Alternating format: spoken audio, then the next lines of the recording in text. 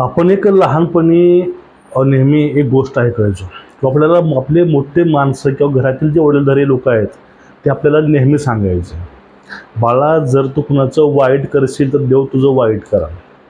म्हणजे आपण एखाद्या लोकांचं कुणाचं वाईट चितलं तर आपोआप आपलंही वाईट होतं. ही आपल्याला शिकवण ही लहानपणीपासून दिलेली आहे आपल्याला.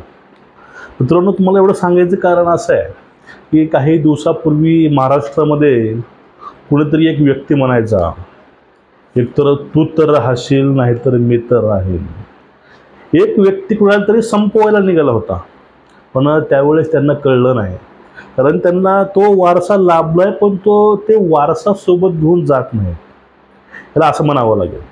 कारण आपण कुणाचं तरी वाईट करायला गेलो, आपण जो वाईट चितलोय कुणाचं, तर आपलं ऑटोमॅटिक वाईट होणार आहे. आणि दुसऱ्याला संपवण्याच्या नादामध्ये कधी आपण संपून जाणार आहे हे कळणार सुद्धा नाही. होय मित्रांनो, आपल्याला आज याच विषयावर थोडंसं बोलायचं आहे.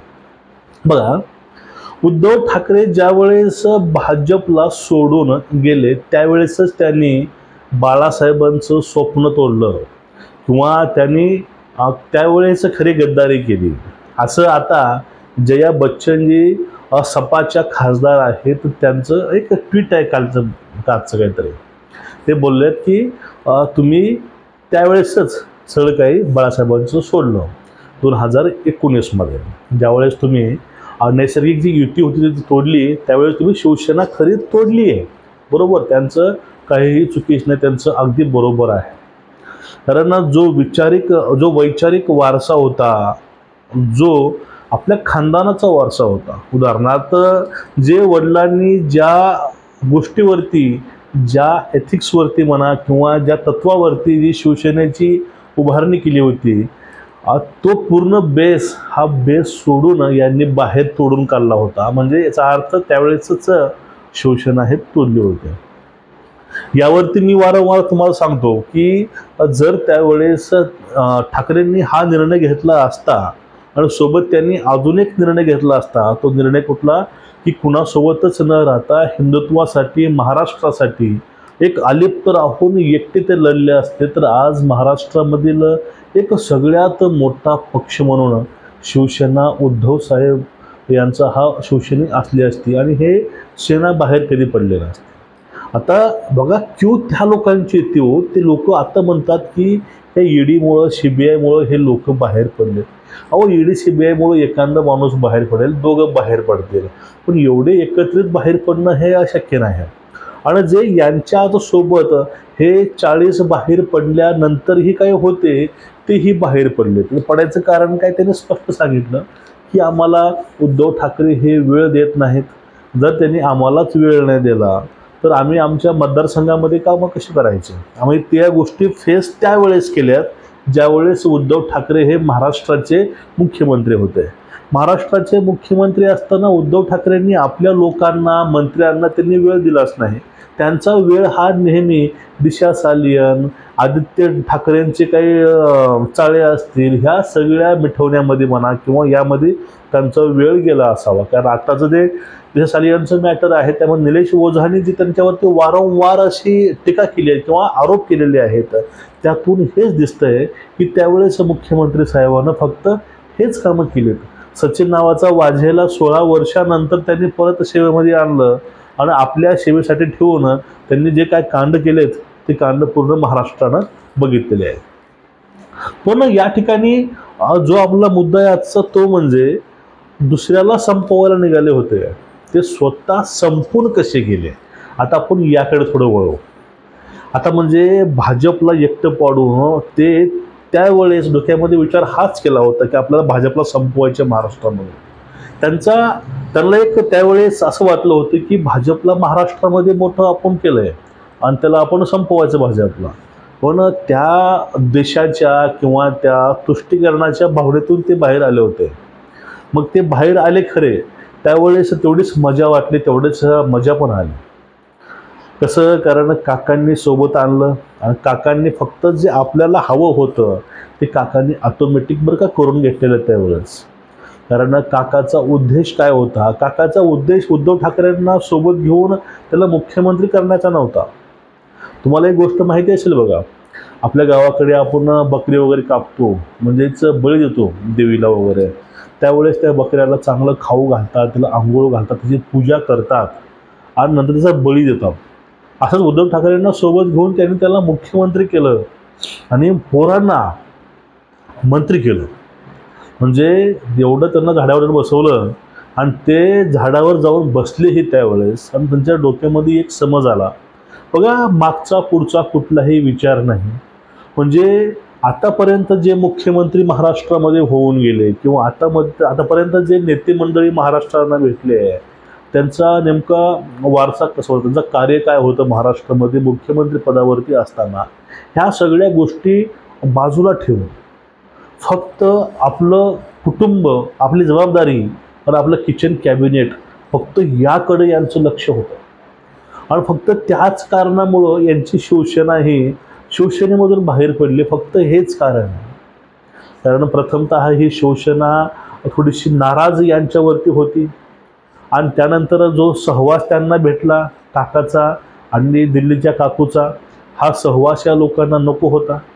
लोक हे दम घुटून होते काही दिवस, कारण त्यावेळेस हेही मंत्री होते. अहो, ज्या वेळेस शिवसेना भाजपमधून वेगळी आली, ज्यावेळेस शिवसेना जाऊन सत्तेमध्ये बसली, त्यावेळेस सत्तेमध्ये ह्या 40 आमदारापैकी 8 लोक हे आठ आमदार हे मंत्री होते. मग त्यावेळेस काही त्यांच्या वैयक्तिक गोष्टी असतील किंवा ठाकरेंची दिलेली यांना वागणूक असेल. अहो, आदित्य ठाकरे ह्या लोकांना येऊन आरतुरे बोलायचे म्हणून त्या ठिकाणी, आणि यांच्या मंत्रिपदांचे बैठका आदित्य ठाकरे यायचे. मग त्यावेळेस थोडंसं युग होणारच ना, कारण पहिल्या वेळेस माणूस मंत्री आहे, त्या तरुण वयामध्ये आणि एवढ्या अनुभवी लोकांना ज्ञान शिकवायची कामं करतो, त्यावेळेस त्यांचा कुठेतरी युग हार्ट होणारच, तो विषय आहेच. पण या ठिकाणी काही त्याच कारणामुळं जर आपण आता मंत्री बोललोय, पण आपण लोकांना न्याय देऊ शकत नाही याच भावनेतून, आणि त्यानंतर दुसरी भावना म्हणजे हिंदुत्वाची भावना, ह्या 2-3 गोष्टीमधून या लोकांनी अशी एवढी मोठी रिस्क घेतली आहे. बघा, याला म्हणतात रिस्क. 8 मंत्री होते, 8 मंत्र्यांनी आपल्या पदावर लाता मारून त्यांनी गुवाहाटीला गेले, तिकडनं ते इकडं आले. 8 त्यावेळेसचे मंत्री, ज्यांना वाटलं असतं चला चाललंय, चलू दे, आपलं चाललंय ना, एकवारी भेटते ना, पण असं काही नाही झालं त्यावेळेस. मग त्यांनी एवढी मोठी रिस्क घेऊन त्यांनी हा मार्ग स्वीकारला. त्यांना पुढे हेही माहिती नाही पुढे होणार आहे काय. आपण इथलं मंत्र्याला पण आपलं लात मारली, आता पुढे आपलं भविष्य काय, आपलं सगळं जर यशस्वी झालं तर आपलं भविष्य असणार आहे. आणि जर हा तर बंड किंवा हा तर गोष्ट फसली तर आपलं पूर्ण जीवन या ठिकाणी बर्बाद होणार आहे. एवढी मोठी रिस्क एकनाथ शिंदे साहेबांनी घेतली आणि सोबतच्या लोकांनी सुद्धा घेतली, आणि ते फक्त सगळे लोक झपाटले होते फक्त एकाच विचाराने. आता त्यांच्यावरती काही लोक आरोप करतात, काही गोष्टी करतात, व्हिडिओच्यावर येतात, पण ह्या गोष्टी फक्त एका अँगलने या गोष्टीला बघतात. पण काही गोष्टी बघा, जर त्यातून लोकांचं हित असेल, त्यातून पक्षाचं हित असेल, त्यातून सेनेचं हित असेल, तर एखादी गोष्ट चुकीची का असेना पण ती त्या ठिकाणी योग्य असते. आपण ती गोष्ट चुकीची नाही हे कोर्टाने सांगितले, निवडणूक आयोगानं सांगितले, सभापतीने सांगितले विधानसभेच्या, आणि ते सगळ्यात मोठं न्यायालय म्हणजे लोकांचं न्यायालय, मतदार या मतदारांनी सुद्धा सांगितलं राष्ट्रपुरुषांचा फोटो शिवसेना, खरा शिवसेना पक्ष हा कुणाचा आहे. म्हणजे जो धब्बा होता तो धब्बा या ठिकाणी पुसला गेलाय, तो म्हणजे कायद्यातून पुसला गेलाय, निवडणूक आयोगातून पुसला गेलाय, आणि जनतेच्या न्यायालयातूनही तो धब्बा तेव्हाच पुसला गेला. मग ज्या लोकांनी बंड करून जे लोक जीवावर उदार होऊन आले होते, पण चांगल्या भावनेने चांगल्या इच्छेने आले होते, त्या लोकांच्या सोबत नेहमी देव हा आहेच, लोकही आहे.